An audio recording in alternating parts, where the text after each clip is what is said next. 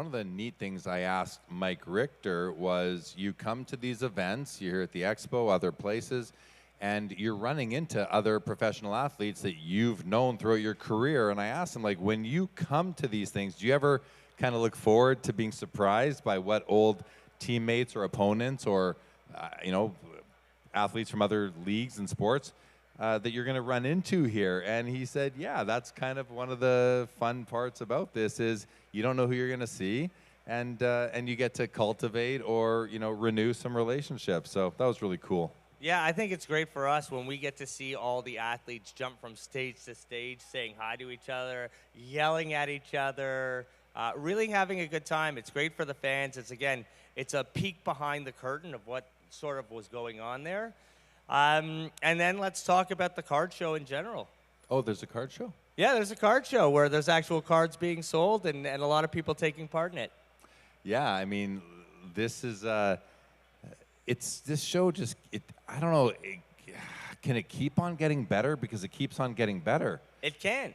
And not only will it will keep getting better, and that's because we're doing more for it, and we're getting more endemic sponsors that are adding more to the show. So we've already got a great base of vendors who are out there selling everything from, you know, vintage to modern to TCG. And then we're getting stuff, like I said, the endemic sponsors are coming in with great activations. Fanatics is back with a great booth. Whatnot is sponsoring this main stage, and they're there in a big way. Obviously, our presenting sponsor, eBay, is doing a lot to really bring a lot of great stuff to the show. Yeah, I mean, I've talked to several vendors out on the floor. Everybody is having a great show. I talked to one guy, a good buddy of mine. He said to me he said Thursday night was the single best day he's ever had as a vendor at a card show. And I thought that was really encouraging. These things kind of go in phases often, where there can be a run of a few shows where people aren't feeling as spendy, right? And we haven't had a show like that in a while. I can't remember the last time vendors weren't happy. No, and I think that's really, like, obviously the show, and the owner of this show puts a lot into it. You can see it by the stage and what we're doing right now to make it a better experience for all fans who are coming in, but also speaks to the industry as a whole. More and more people are getting into the industry. Obviously, prices have come down since the pandemic, but that doesn't mean people aren't buying. No, and it doesn't mean that people aren't selling. My understanding, this isn't just from the card from the Expo, this is from, like, online data that is captured by some data services, is that we're seeing more and more transactions right now than ever. However, they're maybe at lower average prices, but I'm so encouraged by that because it means more and more people can afford to buy the cards that they love, and I think that's a great sign for the hobby. It is, and another thing that I like to see is yesterday it was family central in here. Like, if you looked around, there was a family everywhere.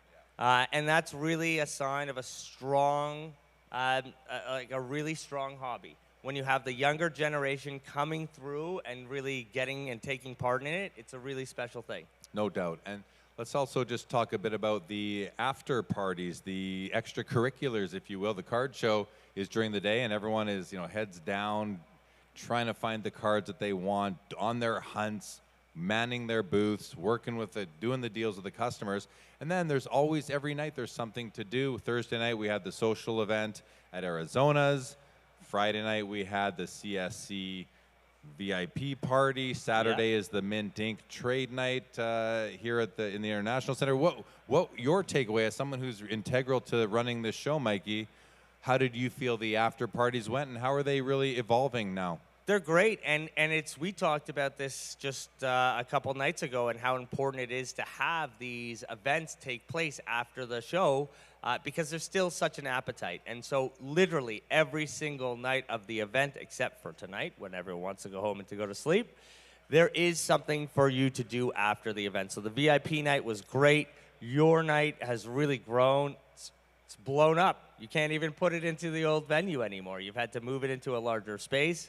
You know, the Saturday night trade night was absolutely massive last night. There was over 600 people in there. Wow. And it's really adding to the show. It's making it a full, all-encompassing weekend, and it's feeling more like a conference than just a trade show. Yeah, the new layout.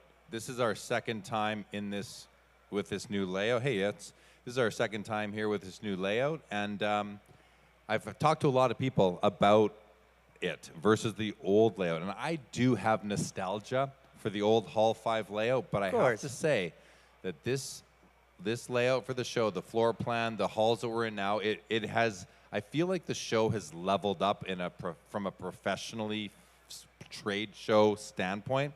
It feels more like a trade show conference, it's not just a card show anymore, and I think that's really awesome because the hobby has leveled up as well, and the card show, the Sport Card Expo, hasn't lagged behind. If anything, it's leading the charge, and I think that's wonderful. How do you feel about that? Yeah, and I think that's a great point. And one of the things that we try to do is lead the charge on a couple things.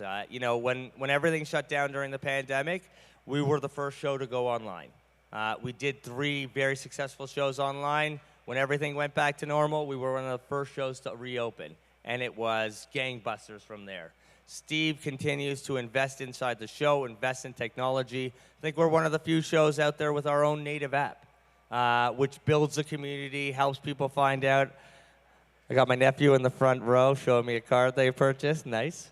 And again, there's the growth of the hobby. There's the future of the hobby right there. So it's really nice to see the investment is continuing to pay dividends for us, whether, again, it's putting money into the stage, putting money into the app, putting money into the experiences inside the show. Steve is always trying to make this a better experience for all of our attendees and our vendors. Yeah, and it's just awesome. We're wrapping up the Spring Expo here, 2025. Fall Expo is in November. We've got Montreal Sport Card Expo coming up. I was going to say 3 weeks we'll be in Montreal together, probably on the stage again. Montreal in 3 weeks, then Edmonton June 6th to 8th. The Expo brand has really expanded, and I'm seeing on Instagram over the last 48 hours, I have seen several posts by some very influential people in the hobby saying and declaring that the Sport Card Expo is not only a top 5 card show in the world, but they're putting it in at number 2. And I know we should strive for number 1. Yep. The National is the biggest card show, and it's going to be hard to dethrone it for any show. It but is. to be considered number 2 by many people who came up, they travel across the border into Canada to join us here in Canada. It's an amazing accomplishment, and it wouldn't have happened without Steve and you, Mikey, because you've had such a great, just your initiatives of recruiting people and really appealing to the American collector.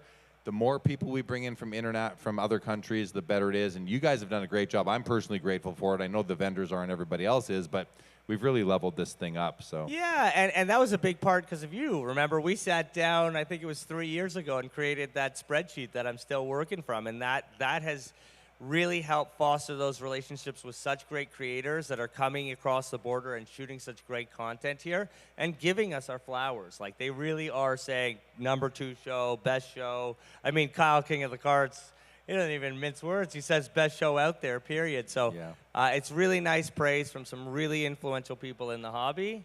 And it's really nice to see the growth. And these aren't just people, you know, trying to pander to you. These are people that are traveling to all the shows. Yep. Not just the big ones, some of the regionals. They're at all the shows.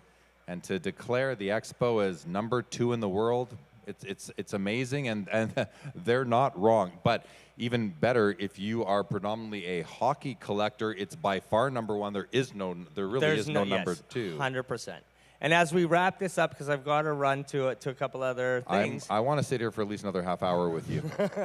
I just wanted to say thank you for everything that you've done for the show, Jeremy. You've really helped promote the event. You've been a big champion of the event on your show for many years now. Obviously, your mixer that happens every Thursday night is a big part of what we do. And now I've got you dragged up on the stage here and at eBay many, many times. So thank you for that. I enjoy it. Thank you. We can sit here and compliment each other all day long if anyone wants to sit through that. So, I mean, we do that pretty much every night at 10 p.m. if you want to get on the call with us. Have a good one, guys. Thanks, Mikey.